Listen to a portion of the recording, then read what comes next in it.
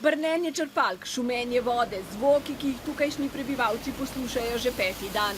Bistrica, Koritnice, Bač, voda, kamor se obrneš. Vse se je spremenilo v eno samo veliko jezero.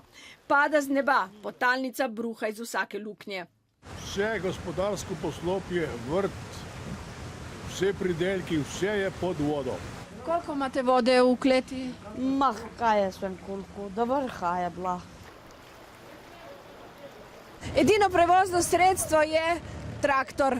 Kar je običajno središče Bača, izgleda danes kot struga podivjane reke. Gasilci, vojska, vaščani, neutrudna veriga, polnijo, razvažajo, edina obramba so protipoplavne vreče. Kaj takega zares redko vidiš? Vaške ceste, ulice, poti so se spremenile v hudournike. Do tukaj je bila voda, ne? Koliko je? 1,20 m. Ja, luč je zmanjkala in če luč zmanjka, načrpa tisto in je šlo do vrha. Hrana, toasteri, vsi aparati kuhinjski, mize, pumpe, kurilnica cela. V vodi sem do koraka. In to v par urah je. Ja, verjetno v par urah, ne tle v domačini bojo bolj vedeli. Kaj boste zdaj poskušali rešiti? Prebili se bomo na naslednji prostor, da bi skozi okno dali sesalni koš in pa provali rešiti če to hram.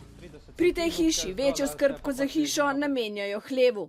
Približno do tukaj je segala voda, je bil konj v vodi, zdaj več kot toliko ne smo mali pomagati si.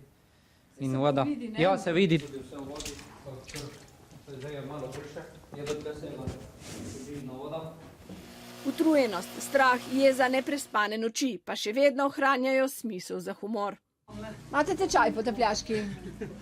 Nekateri pa so iz nesreče naredili celo nekaj zabave zase. Vozili se bomo po vodi tukaj. Ko je izmenjava med sosedi nemogoča po zemlji, se pač treba znajti drugače. Na rob vasi, kamor vse odteka, voda nalaga vse mogoče.